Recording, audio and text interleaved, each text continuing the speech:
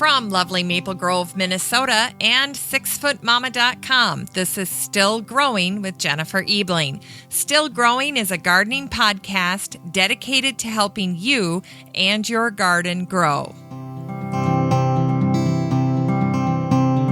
Hi there, everyone. Welcome to Still Growing. I'm your host, Jennifer Ebling. I hope everyone had a lovely 4th of July. We got back late last night, stuck in a long traffic jam after the fireworks. We always say we're going to leave as soon as the finale starts, but of course we don't. So we had a little car time and threw some movies in the DVD player and just waited our turn. It was a long wait, but we did have a lovely time with our friends. And I have to say that the weather in Minnesota was perfection. It's been a great week here. And in fact, it's been one of the best 4th of Julys weather-wise that we've had in recent memory. Just a quick reminder before the show gets underway that you can check out the show notes over at 6footmama.com. That's the number 6FTMAMA.com. And you can find Still Growing Podcast in the top menu and then just scroll down 2 episodes to find this show. You can also find Still Growing at iTunes. And if you would, please give me a review there. And you can also get the show there while you're there. Or if you happen to be listening on Stitcher Radio, hit that little thumbs up button down in the corner. That would be great. All right, so a little bit about what is happening around here as usual. I just wanted to send out a little reminder to the gardeners out there to remember to take care of yourself as the weather starts to heat up. And one of the ways that gardeners can do that is by working smarter outside. I know with 4 kids and not being the spring chicken I used to be, I've learned pretty quickly that I need to pace myself in the garden. I can't spend 8 hours out there anymore and still come in the house and have any energy left to make supper, do laundry, settle fights, be responsive to my husband when he comes home, ask him how his day was, that kind of stuff, if I'm completely exhausted from being outside. So now what I do is I garden in 2-hour increments or less. And I also have a little secret that I don't know that a lot of gardeners are willing to share, but I have a great group of high school students that help me 6 hours a week. I schedule them in 2-hour blocks, so they come about 3 times a week. And I have to say that by having 2 to 3 girls working side by side with me, I can get 24 hours of work in the garden done each week in just 6 hours by having these girls come and work side by side with me. You know, after about 2 hours, productivity starts to slip anyway, so we're really maximizing our time out there. My other tip is I still have my mini fridge from college, my little mini refrigerator. I won't tell you how old that thing is, but I will tell you that it still works and it keeps a stock of iced teas, sports drinks, and waters ice cold for frequent breaks when I'm outside.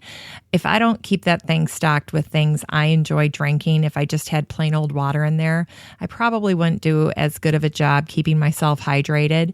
So I do kind of challenge myself to rotate the inventory and keep things out there that I know I'm going to like to drink so that I can stay hydrated when I'm working outside in the garden.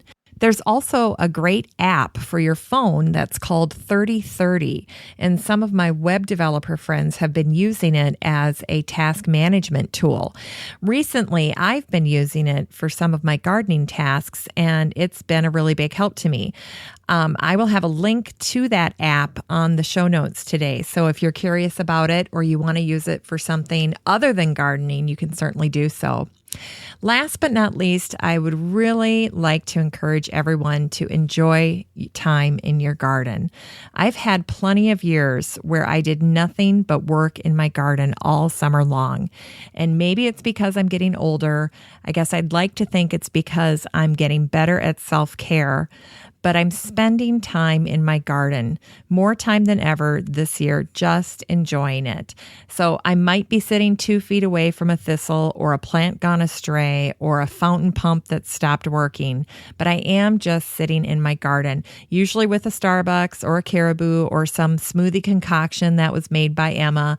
Sunny is at my feet, and I usually end up with a kid in my lap at some point, but I am just sitting there, and it's been awfully nice. And now I have to say that I can't see going back to my crazy nonstop working in the garden all summer long without enjoying it ways. So that's the view from up here this week. Now on to the show. Well, today I'm super excited to be joined by the authors of a fabulous book called Decoding Garden Advice, The Science Behind the 100 Most Common Recommendations. The book's authors are Jeff Gillman and Meleah Maynard. Meleah is a longtime journalist and master gardener. She also writes short stories, and she and her hubby live in South Minneapolis with a dog and 2 cats. She also has a website at www.everydaygardener.com. Jeff, you can find him at www.jeffgillman.net. He is an associate professor at the University of Minnesota. He's written 5 books on gardening, and he loves debunking gardening myths, and he has 2 little girls. He also writes for Fine Gardening magazine. Welcome, you guys. Thank you so much for having us. Thank you. Well, it's been over a year since Decoding Garden Advice was published. What inspired you when you first set out to write the book? Meleah and I have been friends for a long time, and basically we sat down and we talked it out. Or we were talking about gardening, and she was saying that, she liked a lot of the stuff that I wrote, but that I didn't always come at it from a gardener's perspective. I came at it more often from a scientist's perspective, and that, and I agreed with her. So we decided what we wanted to do was to write a book about gardening that was science-based, but that came at it from a gardener's viewpoint. I think as we would talk about the various things that we heard people say, and, Jeff has a lot he could talk about myths that he's come across over the years, particularly things that come out of Jerry Baker's mouth. And I was really, as a master gardener, I hear people all the time say things like, well, is it too late to divide my plants? And, it'll be like June 15th or something, or if I water overhead, will all my plants burn up from the sun, reflecting off the water droplets? And I just felt like people were petrified to try to garden. And I was really excited to write this book and just try to get out there some of the explanations that kind of break it down so it's not so intimidating for people. Now, in hindsight, is there anything you left out that you wish you would have included in the book? All kinds of stuff. Yeah. For example, Meleah recently gave me her some of the leachate from her vermicompost, from her worm compost, and we ran a nutrient analysis on it and found out all kinds of great information on the nutrients that you can find in vermicompost leachate. Would have been wonderful to include that in there, but unfortunately, it came too late. Right now, I'm finishing up 2 studies actually. One looking at lights and how the lights affect seedlings as they grow, and another one looking at different potting media. Both of those would have been great to include in the book. Unfortunately, came a couple of years too late for me to get them in there. And we also talked about, Jeff and I thought, we should have talked about Milorganite. We wish we had included that. And I think we also talked about, we wish we'd talked a little bit more about compost and types of compost and how to use compost, because people are really confused about how to use compost in different ways. How did writing the book change the way you approach gardening? For myself, it made me think a lot more about things from a gardener's viewpoint. So often I think from a scientist's viewpoint and think about statistics instead of thinking about what's really going on in the garden. And sometimes I forget about the what I'll call the spirit of gardening. The happiness that you get just from working around a plant, and instead think about the how tall is this plant? Why is it this tall instead of half this tall. So for myself, I got a lot of spiritual happiness out of it. That was well said. I wouldn't have pictured you saying that. That's interesting when you thought that, because I think I went the opposite way and started to, not that I'm not happy gardening, but I started to look at things from a more technical standpoint. And as a journalist, I'm trained to always be skeptical about things, but working with Jeff, I became even more aware of the need to ask questions about everything. Why am I doing this? Who's asking me to do this? What are the implications of doing this? And so I look at everything much more critically now. If I could add to just a little bit, one particular thing that we looked at that I really enjoyed was looking at moon phases and how moon phases affect plants. And something, when it comes right down to it, I really don't think there's much science behind it.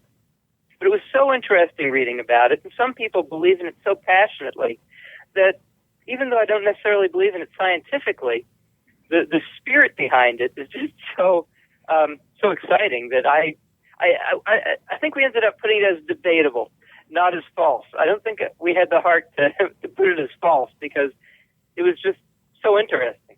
Absolutely, that's really true. Neither of us knew a lot about that. And as we worked on the book, we read more and kind of compared notes and talked about it. And I interviewed several gardeners who learned it from their grandparents. And it was fascinating. I definitely would not say there's nothing to it. And it's interesting to think of gardening in those terms, too, because obviously gardeners are very sun-oriented. And I don't think about being focused on what the moon is doing. So it's interesting to think that there are gardeners out there that are really paying attention to that. Oh, we know there are gardeners out there paying a lot of attention to that. And hey, if it gets them excited about gardening, I think it's fantastic. Along those lines, we know that there are many great pieces of garden advice out there. What are some of the most important pieces of advice to you? Organic matter. Okay. Keep your soil rich by using compost and mulch. I mean, to me, that's the key. The organic gardeners who are really thinking about what they're doing have it right by increasing organic matter in their soil. But I also think trying to focus on helping people understand how to manage pests and disease without chemicals is another thing that I think that in the book we tried to say you can use synthetics, you can use organics, but organics aren't necessarily safe either. If there's any way that you can manage your pests with a simple bucket of water or squishing them with your fingers, there's all kinds of things you can do before you reach for a spray. I think that's really important. For most gardeners, I don't think pesticides should be on the table at all. I just think that they don't need them. And a lot of the time when they think they need them, they should just be sharing what they're growing with a few pests. I mean, it's not the end of the world if you lose a few cucumbers. Sometimes you just have to share what you've got with other critters. I was just helping my little guy memorize a little garden poem, and it was talking about how you plant seeds, and it was saying this one's for, the raccoon, and this one is going to rot, and then this one is going to grow for us. I agree. And, when you tell people how short the life cycle of a lot of these critters are, when I work a lot of master gardener tables over the weekend at farmers markets and things, and people always want to know, what do I spray? What do I spray? And if I explain that most critters have a pretty short life cycle, and if they just let that go, it'll be gone in a couple of weeks, that actually helps people cope with it and move on and not think about trying to kill. Now, why do you think there's so much conflicting advice when it comes to gardening? For a number of reasons. But I'll start with that one way isn't necessarily the right way, and there could be many answers to a single question. So that's one reason. A second reason that there's so much garden advice is that some people are trying to make money and really don't care whether they give advice that's really true. And then a final reason is that, people just have different ideas about how to do things. A couple other things. One, I realized as we worked on this book how often the advice I was giving out, even as a master gardener who has access to what's coming out of the university or universities, more quickly than other people do. A lot of research is simply outdated, and I'm repeating it, and I don't realize it's wrong because it's already outdated. I think that happens honestly. And then I think as a writer, when you're asked to write on a topic and you have a deadline, you're going to look for other things to crib off of. Everybody does it. Some of those things are wrong to begin with, and then you're just repeating something that's wrong. Even if it came out of a gardening magazine, I pick them up all the time, and there's things that are wrong, and I can tell they're just being repeated. I've done it. Other people have done it. I think it's just part of the trade that people need to be aware of, that just because you see it written in what you consider a reputable place doesn't necessarily mean it's right. Yeah, that was very well said. You know, your book starts out with a look at common advice regarding soil. And soil is such a big topic and often an anxiety-provoking one for gardeners. You both mentioned that it is the most important piece of advice that you could give to gardeners, whether they're new or experienced, is to spend some time making sure their soil is spot on, amended, and using compost and organic matter. There's a lot of advice out there about soil. A lot of it is bad. Specifically, you discovered that compost tea, pine needles, and balanced fertilizers don't give the benefits that many people think they do. Can you tell us more about these scientifically false concepts? Which one do you want to start with? Let's start with compost tea. Okay. Do you have strong feelings about compost tea? I have very strong feelings about compost tea. I've worked with it for years to one extent or another. I've had the opportunity to read most of the papers on it. And what it comes down to is that compost tea just doesn't work as advertised. Compost tea is supposed to be adding beneficial microbes to the soil. And the truth of the matter is that compost tea can have beneficial microbes in it, but if you drop those microbes into a place where they can't thrive, they're not going to thrive. It's like taking 1,000 people and dropping them into the middle of the Sahara Desert. Are those 1,000 people going to create a new society? No, they're all going to die. Same thing is true with the beneficial microbes. They need a good soil where they can live. If you don't have that good soil to begin with, you're going to spray them out and they're going to die. You need to build your soil with organic matter. And if you build it with organic matter, the good microbes will be there anyway. The compost tea is a waste of time. Second reason that compost tea is a waste of time. Compost tea can breed really bad things. E. coli, salmonella will both live in compost tea while you're brewing it. Even if you aerate it, there's this false statement going around that if you aerate your compost tea, these things won't grow. Well, there are papers on this. These things do grow, even in aerated compost tea. So I see absolutely no reason to use this stuff. Okay. Pine needles. Let's talk about that. And how fast they acidify the soil? Yes. Yeah. Pine needles are a great mulch. I certainly have nothing against them as a mulch. But the idea that they acidify the soil rapidly is false. They will over many, many, many years, 10, 20, 100. But over a short period of time, a few years, they really just don't do very much. At least that's what the research is showing right now. And how about the use of balanced fertilizers? Just too much phosphorus. So many people, they see the analysis of the fertilizer, those three numbers, nitrogen, phosphorus, and potassium. And they assume that those are the three nutrients that are most present in a plant. Actually, phosphorus is the fifth or sixth down the list. There's no reason for phosphorus to be pushed as much as it is. We're overusing phosphorus. It's flowing into our lakes and streams. We really need to reduce our use. Generally, well, first of all, I think it's best if people have a soil test before they decide on what fertilizer to use. But if they don't have a soil test, you should really look for something with a ratio of like a 5-1-2 or a 5-1-3 rather than a 10-10-10 or something like that. Now, soil testing is something you just mentioned, and so many folks just don't even want to do it because it seems so overwhelming. And yet, I know you say it's good advice. How can you help make this a less intimidating and more doable task for gardeners? I think it was you that that recommended the rapid test. I know I've seen other universities talk about how there are some kits out now that are good enough to be on par with university testing for simple things like nitrogen, potassium, phosphorus, and pH level. And I've used the rapid test soil test kit. You just go out, take a few samples, put it in some water, and you get the color very rapidly. And I have not yet compared it to a University of Minnesota soil test, which I am going to do this year so I can see how accurate it was.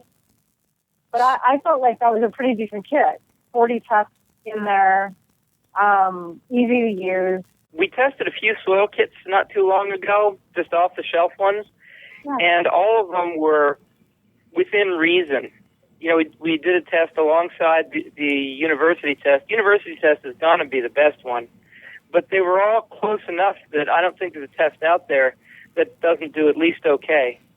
And tell the audience what it's like when you get a soil test back from the university. What do you get, and what are you supposed to do with it once you get it? What the soil test will tell you is basically how much of certain elements you have, phosphorus and potassium in particular.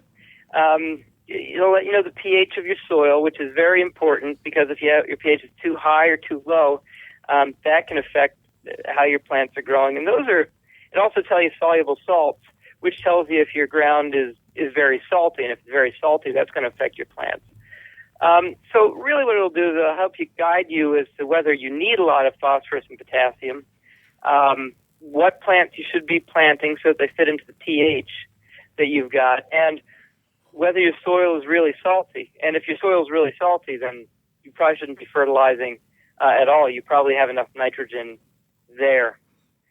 There will be a few other little things, but those are the major things that you get. You can call your local extension educator. Okay. They can certainly help you through. And if you have, depending on the nursery, how knowledgeable they are, nursery personnel can certainly use that to figure out what kind of fertilizer you should be using. And just as importantly, what type of plants will thrive in your soil as it is. Now, every summer, Starbucks and other coffee places bag up their coffee grounds and then they give them away free for gardeners to use. And many people want to use them, but they're not sure how to apply them in their garden. Do they just sprinkle it around randomly? Do they put it in their compost bin? What advice would you give about using coffee grounds as a soil additive? I would tell people to throw them in their compost bins, and if you have a worm bin, throw them in your worm bins. You can use them as a soil additive, but they're better as a soil amendment. You might as well just throw them into the mix and let them break down. I do know gardeners who scratch them into the surface soil or even turn them in up to 6 inches. And I don't hear anyone say they have any problems with that, though I have read that you can deplete nitrogen by adding that, and as it's breaking down, it can deplete nitrogen in the soil. But I'm not sure that I would believe that, so I was going to ask you, Jeff, what do you think? There's actually been a little bit of research with it. I agree that putting it into the compost bin is your best choice. Okay. People who use it on top of the soil as a mulch generally have good results. When you start putting it into the soil, people who put it into the soil have very mixed results. Some see a slight benefit, some see a slight detriment. So my advice would be put the coffee grounds into the compost, or use them lightly as a mulch. I would not recommend incorporating them into the soil at this point. Okay. What about for specific plants like blueberries or tomatoes or roses? A lot of people like to dig it right into the base of the plant. Would you recommend that? No. And are they doing that because they think it's going to be more acidic? Because I can't imagine that's really going to work. Yeah, they think that it's going to acidify, and it's not going to acidify that much. If you want to acidify, the product to use is sulfur. Sulfur is going to acidify the soil a lot more effectively than coffee grounds, and coffee grounds can have negative impact. They can use up nitrogen in the soil, and they also seem to have, or it's possible to have, an allelopathic effect. In other words, an actual chemical negative effect on certain plants. So coffee grounds are good, but incorporating them into the soil around acid-loving plants is not the way to go. That use sulfur. So that argument, the coffee ground argument or the myth of coffee grounds, is similar to the pine needle one we discussed earlier. Yes. In your book, you also discuss using vermicompost to improve your garden soil. Can you tell our listeners what vermicompost is? And also, practically speaking, is this a labor-intensive thing for gardeners to actually implement? That one's all Meleah. I can speak to that directly. I have had my worm bin for about almost 2 years now. And it's funny because I read the book, Worms Eat My Garbage, and I was inspired to start a worm bin after reading Amy Stewart's fabulous book, what is it, The Earth Moved? I believe it's about earthworms. It's fabulous, and she had some really great stories about maintaining her worm bin. But she lives in a much milder climate, so she was able to have hers outside. In Minnesota, you really have to keep them indoors because worms don't like heat and they don't like cold. And that in and of itself is a little bit difficult, but maintaining a bin takes a lot more work. Worms don't have teeth. You have to chop up their food. So just like I'm feeding the dog, I'm in my kitchen every day chopping up my vegetable peelings and things into tiny bits for my worms. It's not for someone who doesn't want to do some work, I have to say. And I think the books make it seem really simple. I have a system where there are stackable trays, and that's just easier because when you want to collect some vermicompost, which is essentially worm castings, which is a nice way to say worm poo, and you collect all of that out of the lower bins, and then you can throw it in your garden. And Jeff can talk a little bit about the test results we just got back on some of that, which was really interesting. Because you read that it's a great fertilizer, particularly in terms of nitrogen, but we didn't really know until we tested it. But let me get back to the other part. When you're harvesting it from the bins, all the books make it sound so easy, and it's this light, fluffy material that you're putting in your garden, and it's nothing of the sort. It's slimy, gooey, black slop. Filled with worms that you can either sort out or throw in your garden, and I can't bear to throw them out there because I know they'll die. So I sort them all out by hand, and if you want to dry out your vermicompost, which you can do, then it turns into hard chunks that you could practically knock somebody unconscious with. So you don't really want to do that either. It's just kind of funny. I would caution people to talk to other people who have actual worm bins before you try it yourself. But during the week, all you do is add food, chopped up food, to the top bin of your tray, cover it with wet newspaper so you don't get a house full of fruit flies, and they just eat the food, and then you keep under there every couple of days, and see if it's gone, and if it is, throw in some more food. It's really not tough. You just keep the papers wet. Okay. Now, do you have to clean the trays? Only when you pull the bottom one out to harvest it, then you kind of just hose out what's left in there. And it looks gross because it's kind of black and slimy, but it doesn't smell or anything. And, and there's just the bits of stuff they really can't break down. Like I figured out that I can't crush eggshells small enough, so there's just always a lot of eggshells. Okay. Other than that, everything you throw in there is gone. I thought the myth that you disputed in your book that would shock most gardeners is that using gravel or rocks at the bottom of containers doesn't improve drainage or isn't a step you need to take to improve drainage. You say that advice is just plain wrong. That must really surprise people. It does. In fact, people are still amazed.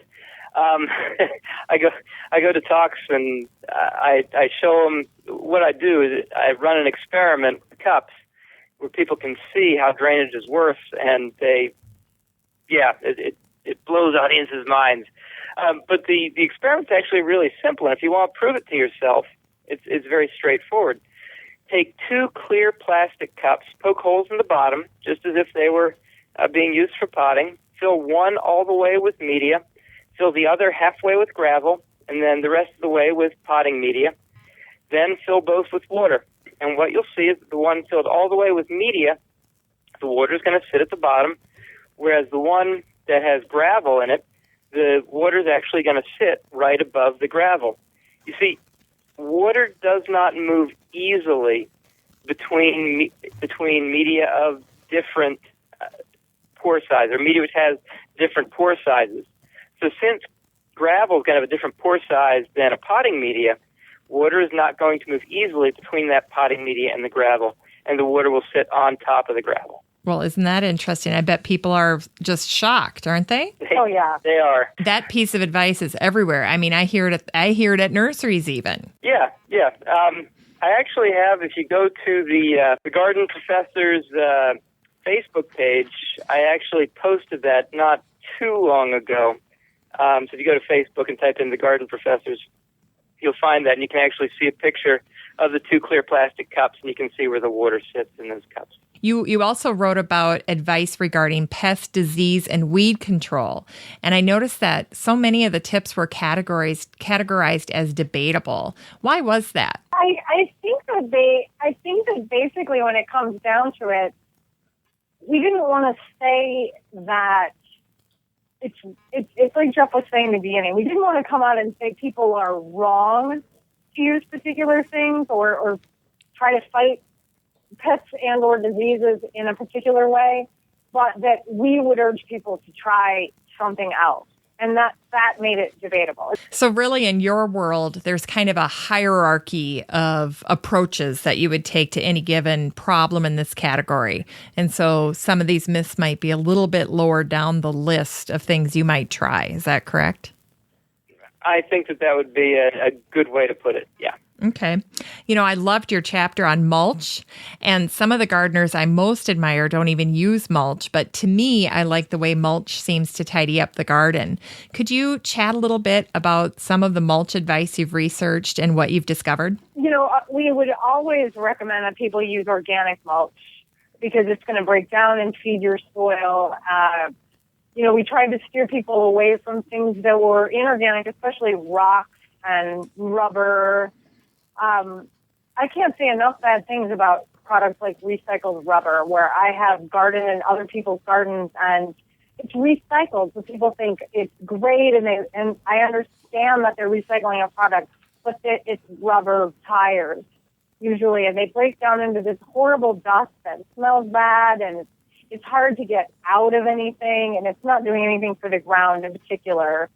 So we tried to kind of steer people more towards wood mulches or grinding up your leaves just rolling over your leaves in the fall with your lawnmower and throwing them out. Grass clippings. I mean, I even encourage people that don't want to spend any money to keep the weeds down using wet newspaper. Just throw newspaper down and throw a little dirt over it, and it works wonders.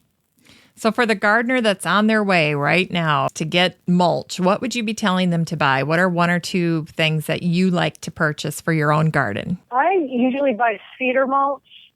I try to stay away from cypress just because it's not as much of a renewable resource, and its harvesting is it's really bad for wetland areas. A lot of different places are saying that they're using sustainable cypress. And some may be, but I try to steer people more towards pine mulch or cedar mulch. I try to talk to people a little bit about dyed mulches. If you're using the dyed mulches, that's fine, but you might want to check with the company who made them about what the dye is actually made of if you're going to use it on an edible garden. Cocoa bean mulch smells great, but it can mold. So people can get a little bit upset about having spent so much on that, only to find that it has a white mold covering over it. And there is some evidence that it might be harmful to dogs. So I try to just make people aware of those things. Now you have some strong opinions on the use of landscape fabric, especially plastic sheeting. And these items were never originally intended to be used as a weed preventer, and yet that's why most gardeners use them, right? Well, I have to say, first of all, that Meleah is much more strongly opinionated on this one than I am. I don't particularly like the landscape fabrics, but actually I do see some functionality in certain situations. In other words, what situations? Against a bank or something, I think that they can work okay. The problem is, and I also like them because, they can in some cases stop seeds from sprouting. But having said that, unfortunately, they do break down over time. And when a seed does sprout, it puts roots right through that fabric, and it's really difficult to get the plant out. So it has some obvious drawbacks. But I think I should let Meleah take this one because she's much more strongly opinionated on this than I am. And that's true. And I think I am because I garden and I have had so many bad experiences with it. As a master gardener, I often have to garden at other sites that are, public or private.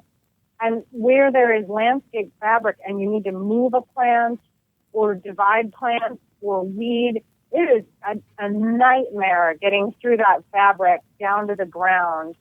Often it's tacked down all the way along with, little metal U-hooks or whatever they are. And the weeds come up through it. Jeff and I did some research and read a bunch of different things when we were writing the book that even though landscape fabric that's labeled as porous often doesn't let enough air or water through, it's really difficult for plants to thrive even if they stay alive.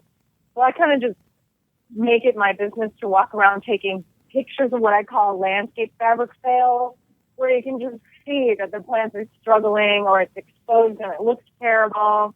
I hate it as much as Jeff hates compost tea. Those are some strong feelings. Yeah.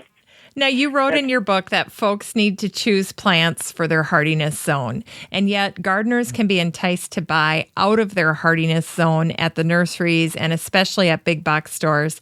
It's so important for gardeners to really pay close attention to how plants are tagged.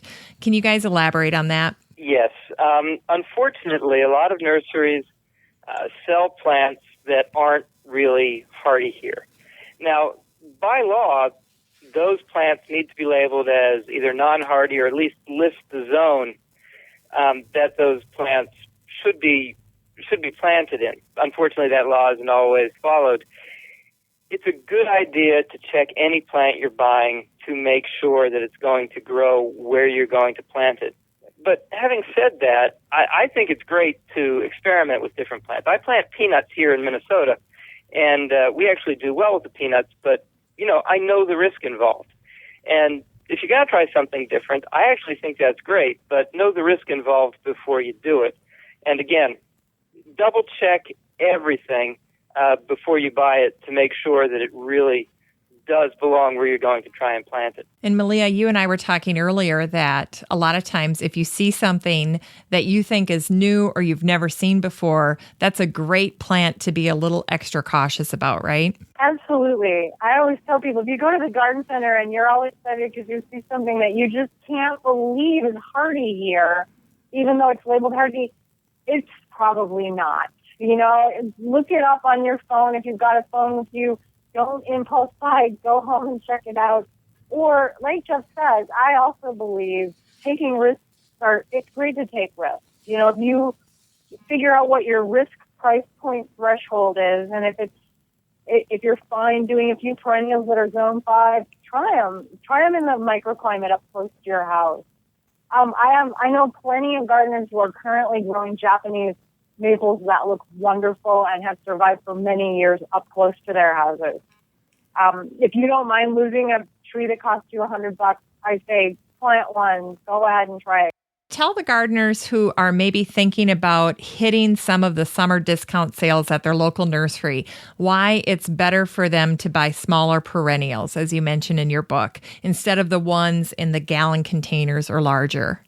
Smaller plants just tend to be healthier when you're planting them. They need less resources. The root system generally hasn't started circling around the container yet, so they're generally not pot-bound. They just fare a lot better when you plant them out. Also, their growth tends to be more rapid, so they actually catch up to the larger plants very quickly. I always buy 4-ounce perennials when I can, and they catch up to the gallons very quickly. Like in a couple of years, you can't tell the difference. You know, there's a section in your book where you talk about the debatable advice regarding using expensive grow lights. I've been doing, actually recently, I've been doing a lot of work with lights. We use different growth chambers and different types of lights to see which work best. And let me tell you, those new LED lights that you'll see out there, those are absolutely the worst. In fact, they're terrible. On the other hand, the fluorescent lights do a great job. For our experiment, the warm fluorescents actually did a little bit better than cool fluorescents. A lot of people tell you to use warm and cool together, and I think that's absolutely fine. But when we use them separately, the warm worked a little bit better. Incandescent lights also worked fine. The problem with incandescents, of course, is that you can't put incandescent lights right next to your plants because they could burn them, whereas fluorescents you can put within a few inches and there's no problem. We also tested one experimental LED light, and this light will go for about $200 or $300 when it comes out, by Heliospectra. And when this light comes out, it's a really, really excellent light, and it's a high price point, but that one will actually be worth it. The other LEDs we tried Miracle LED was one. We tried LED Wholesalers was another one. They just didn't work well at all. But the new Heliospectra is it's a very nice unit. And does that actually outperform the warm fluorescents then? Oh yes, outperforms anything else. It wasn't even close. Pay for it. The fluorescents cost about $50 for a whole setup. $50, stand, light, everything. Whereas the Heliospectra is again going to be between $200 and $300 is the price point they're looking at right now. How would you get your hands on those? They won't be released until the current plan is summer of 2014. They may be released a little earlier than that, and they're hoping to get into the gardening stores.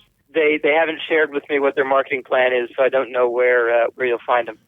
It's not necessary to break the bank when it comes to setting up a seed starting station, and you even share Meleah's simple setup for starting plants in her basement. Can you tell us more about that? I have a really inexpensive shelving unit from Maynard that it's just metal, really simple shelves, and then suspended from the shelves on chains, I've got fluorescent bulbs in the little shop light housing. I usually use just cool fluorescent bulbs, and I start seeds every year and have no problem with that. But last year there was a full spectrum setup on sale for the exact same price, so I bought those. And so I had the cool and the warm fluorescent, and I didn't really notice a big difference in between. And it's a simple setup. I do the same thing every year. Works great. Very inexpensive. Everything bought at a big box store and installed in a day. Many gardeners apply Epsom salts around the root zone of their roses for better health and appearance. Epsom salts contain magnesium sulfate, and I'm curious to know your thoughts on this. Do they really make a difference for roses? Rarely. The magnesium and sulfur in our soils in Minnesota are rarely limiting in any way. In other words, the plant gets plenty of them. The ground is full of those elements as a general rule. So adding extra by adding Epsom salts is generally speaking a waste of time. It doesn't hurt anything, but you just don't need it. So why do it? I think that there are certainly some people who use them a lot, but I think that most people are more curious than anything else. You know, they see a lot of people recommend it, and in some places in the country where there's very low magnesium in the soil, it's a great idea. But again, this is a thing where you should have your soil checked, and you don't always get depending on the soil test you get, the basic soil test. The one we have right now, I don't believe it includes magnesium, but if you're wondering whether you should use magnesium or not, Epsom salts or not, you should ask your soil testing lab to test for magnesium. It's a very simple test, probably costs you an extra $1 or $2, and they'll tell you whether you have high or low magnesium. If you have low magnesium, Epsom salts are a good idea. If you have magnesium that's high or even medium range, adding Epsom salts really isn't going to do very much at all.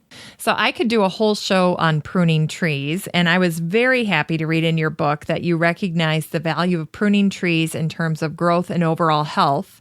What are some of the best tips that you can give a new homeowner about pruning their trees, from tools to techniques? First of all, use a nice pair of pruners. Don't skimp on the pruners. Buy a nice pair of pruners. When you're pruning off a limb, don't make a flush cut. A flush cut is one that is flat against the bark. That's a bad idea.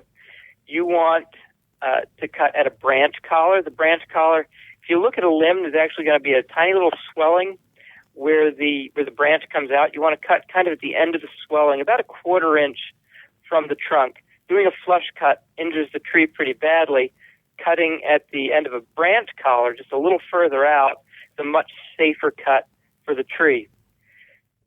Prune, when in doubt, prune during the winter. There's certainly plenty of plants that can be summer pruned, but the safest time to prune is over the winter, particularly the late winter, right before the spring hits. That's just a very safe time to prune. So I think that those tips are a good start. And then, of course, there's the what should I prune, and that's actually a more complex answer. But let me give you the quick ones. Prune away dead or diseased limbs, and prune away when two limbs make a narrow crotch angle, when they're very close together and make a very tight V. You want to prune one of those away, because what happens is two limbs will grow together and form a very weak attachment, and one could collapse. In fact, we just got done some windstorms here in town, and those windstorms took out a number of limbs that were weakly attached because of having a narrow crotch angle.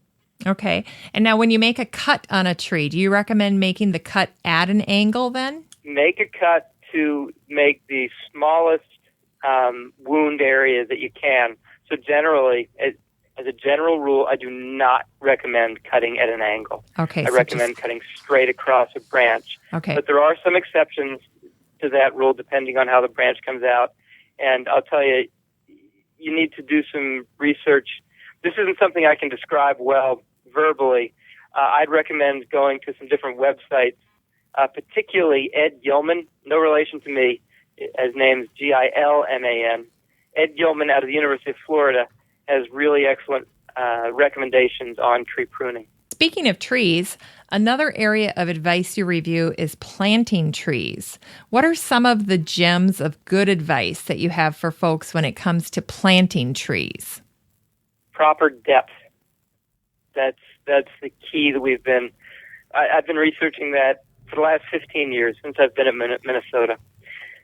The biggest key to planting a tree properly is to get the root flare, that's where the first roots come off of the plant, even with the soil when you plant it, so that you can actually see that flare. People think that planting deeply is a great idea, to get those roots under the surface of the soil. It's a terrible idea. Your water balance is screwed up, first of all, and second of all, roots are going to grow up and cross the stem. When they grow up and cross the stem, they create what we call stem-girdling roots and can actually strangle the tree, killing it.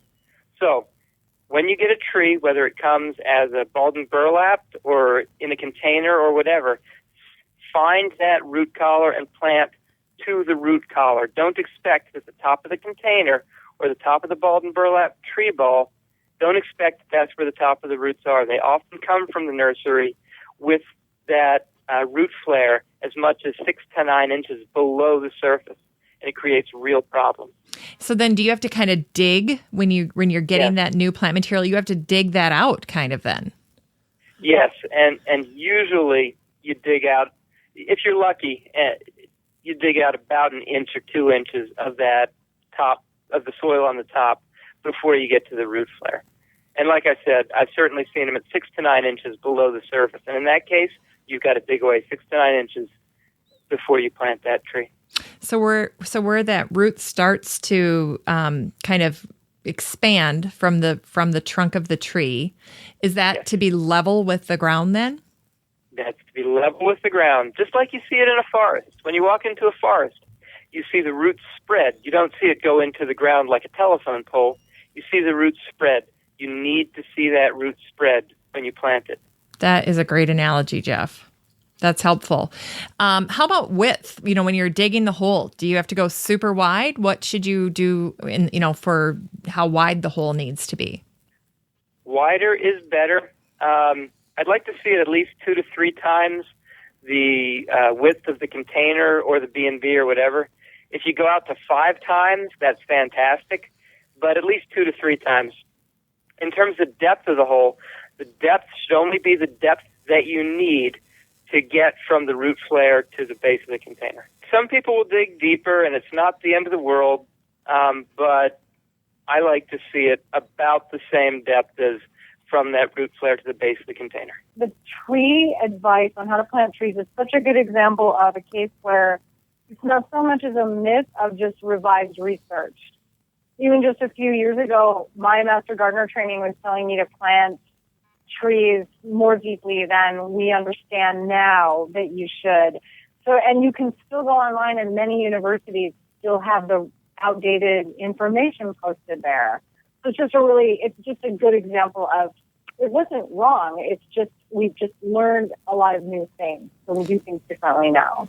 And how about amending the soil? Do you recommend adding compost? No. Don't recommend it. It can create a swimming pool effect where more water is held in the hole. There are specific situations where you may want to amend. If you have really, really absolutely terrible soil, I understand, and it's not a bad thing. But for most soils which are halfway decent, there's just no need to amend, and you can end up making a situation where the hole holds more water than you want it to, and you could end up drowning the roots. So you have to be very careful with that. Fertilizer, don't do for at least 6 months to a year, because that fertilizer actually isn't used by the tree when it first goes in the ground, so it's just a waste of time. Trees take a while before they acclimate, before they actually take up the fertilizer, so there's just no need to do it. Again, unless your soil is absolutely terrible. Okay. Now, a lot of my shows this summer feature experts in the area of getting edibles into our landscape. And I was thrilled to see you debunk the myth that gardeners can't grow vegetables unless they have full sun.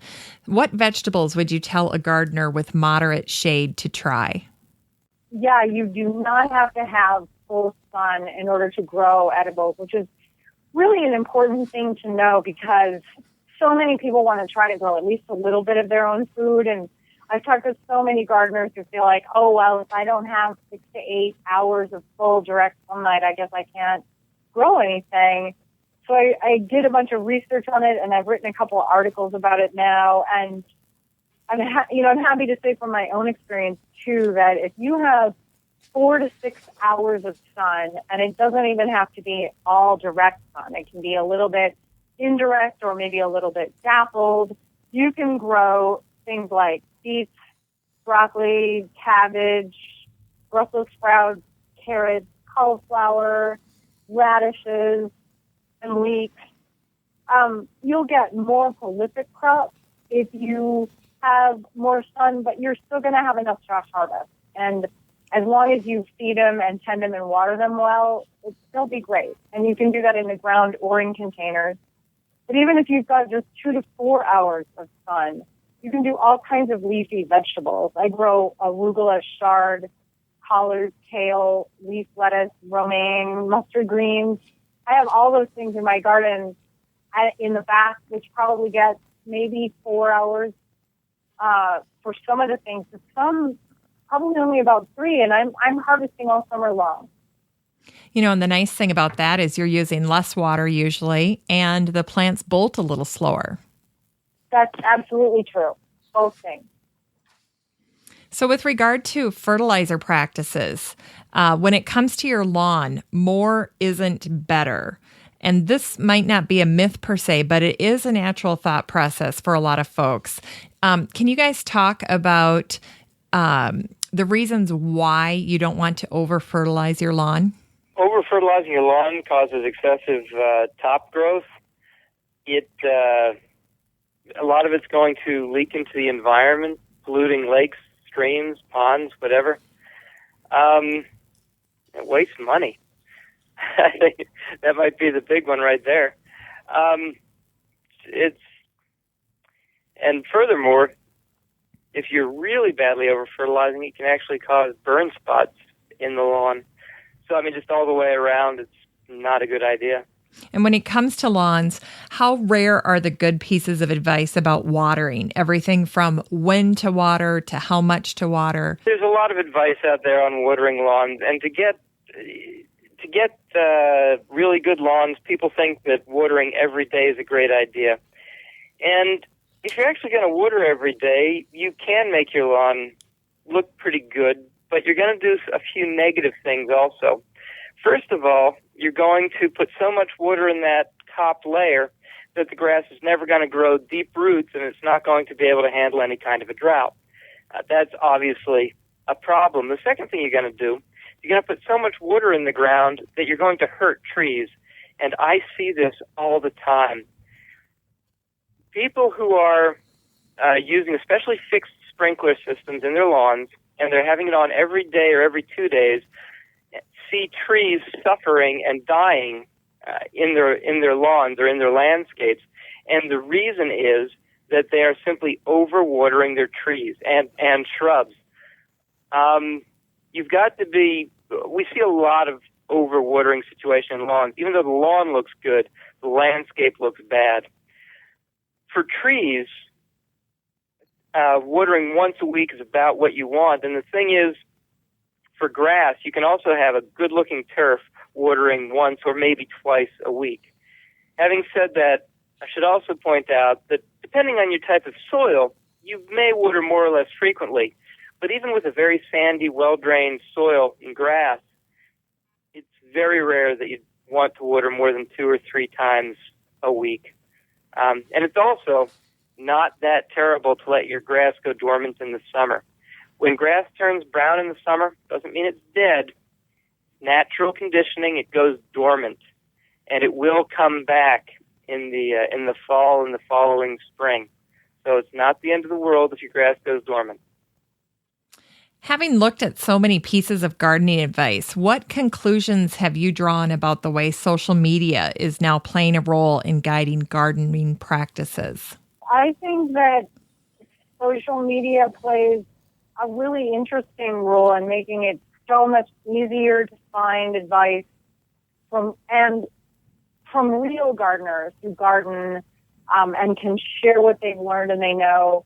I mean, at the same time that you can get a tremendous amount of how-to, hands-on information, you definitely have to be more aware of sifting through with a critical eye. But I'm really glad we live at a time when we can share so much the way we can. Yeah, social media is definitely playing an expanding role. I don't know if it's a dominant role yet. We're certainly using, by we, I mean myself and some other professors are certainly using Facebook, and some of them are using Twitter to try and get messages out there, and I think that in general, it's working pretty well. We're starting to actually get a lot of questions being asked of us online, again on Facebook.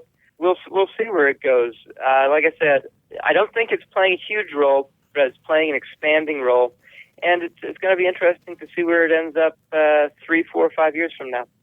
Tell the audience a little bit about the Garden Professors Facebook page and how that kind of came about and how you use it now to help people in the gardening community. Sure. Well, the Garden Professors includes myself, Holly Scoggins from Virginia Tech, Bert Craig from Michigan State, and Linda Chalker-Scott from Washington State. And we started blogging on www.gardenprofessors.com about 4 years ago now. And the blog just grew into the Facebook page about a year ago. We're actually posting more on Facebook than we are on the blog now. Basically, we put up either things that we see in the landscape or experiments that we're running or just interesting links to whatever. We talk about everything from GMOs to the light experiment that I talked about. I've made a few posts on that. To gravel for drainage, we've posted on that. Sometimes we'll just post an interesting plant like an interesting trillium or an interesting orchid that we've had the chance to see recently. We try and get at least one post a day. Sometimes we miss, but usually we get at least one. And it's expanded in the span of about 7 months. We have about 2,100 likes, roughly. So we've been able to grow relatively rapidly. We encourage people to post questions. It's a lot of fun. It's a great way for us to interact with the gardening public. And I think it's interesting that you've kind of shifted from posting on your blog to posting on Facebook. Is that because Facebook is a little more interactive or a little more immediate for you? It's a little more immediate for us. We immediately see whether people are reading it or not. More people are on it. More people get to see it. But, and I have to be honest here, I think that a big part of the reason that we're using it a little bit more often now is that it's just faster. When we do a blog post, it takes us a long time to think out what we're going to say. Sometimes we do short posts, but usually we do kind of longish ones. Whereas on the Facebook page, we often put up posts that take us 5 or 6 minutes. And in the spring and early summer, we're all very busy. So something that we can get up fast. Convenience, that's the word. Well, I want to thank Jeff and Meleah for being with me today. It was great to chat with you personally about decoding garden advice. And you can always find Jeff at www.jeffgillman.net or at his Facebook page with the other garden professors at Facebook. Is it /The Garden Professors? I believe it is, but you're best doing just a search. Just do a search. Just go onto Facebook and type in the Garden Professors and it'll pop up. Okay. And Meleah's website is everydaygardener.com. And Jeff, you had some upcoming events you wanted to share. I'll be in Kansas City later in July doing some talks for the Master Gardeners there. And later this summer in August, I'll be at the International Society of Arboriculture talking a little bit about my research with the other garden professors in Toronto. Okay, that's great. Hopefully some of our audience members can catch you there. Sounds good. Thank you. Jeff and Meleah are giving away a copy of Decoding Gardening Advice, their book, to a lucky listener of this podcast. Just answer the question, what is your favorite garden myth, in the comment section under the show notes, and one lucky winner chosen by Meleah will get the book.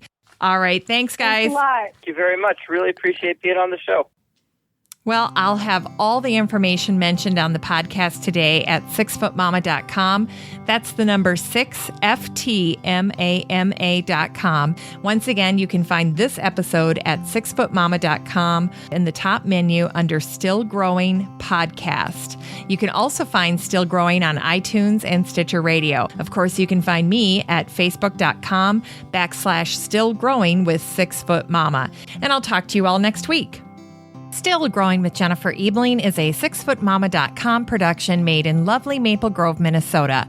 Episodes and production notes can be found at 6footmama.com in the top menu under Still Growing Podcast. Of course, you can always find me at 6footmama.com or on facebook.com/Still Growing with 6footmama. You can also email me directly at jennifer@6footmama.com. Feel free to send in your questions for the Master Gardener Roundtable, which airs every other month on Still Growing. Your question will be answered either via email or during the podcast. Once again, Still Growing is an hour-long weekly gardening podcast dedicated to helping you and your garden grow.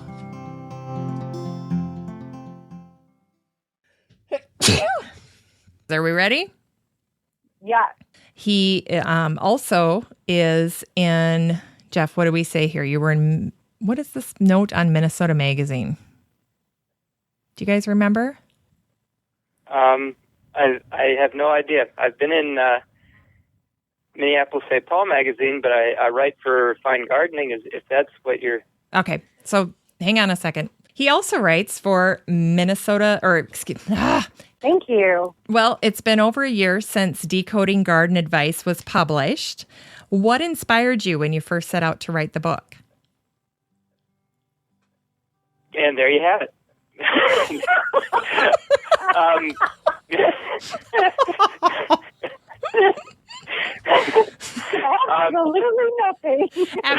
Nothing was inspiring.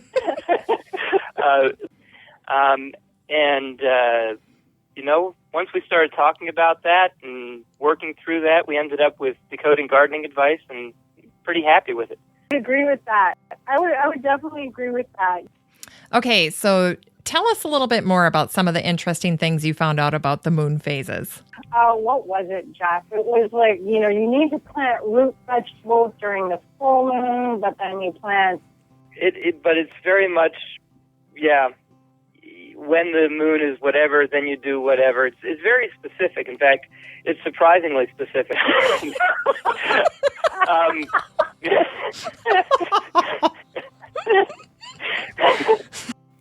It's not difficult. It's just labor intensive, much more than you would think. Can you walk the audience through maybe some of the steps in a typical month of taking care of your worm bin? What does that look like for you? Some get actually quite angry at me. I recently had a discussion online where the guy basically called me an idiot and a liar. It was awesome. All right. So many gardeners apply Epsom salts around the root zone of their, or I better say root, because otherwise they know we're from Minnesota, right? Sure. Okay. That's going to be shocking to a lot of people. That's absolutely true. Okay. Never mind. Well, and it's that new science that you mentioned in your book that really helps people make better choices than when it comes to gardening. Definitely. That's awesome. Now, do you have pictures of that on your website? No, I should.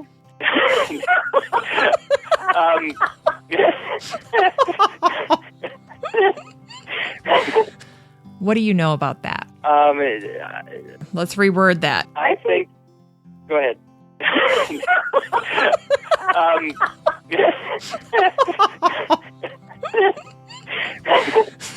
Meleah, can you get that one? It is a little warmer now. Isn't that right, Jeff? Wouldn't you say? I'd say that summarizes it pretty well, yeah. Okay, so we're back to making those informed choices then about how we're going to make the soil. Exactly. And that's just the way it's always going to be, I think. That's a great point. Good night. All right, good night.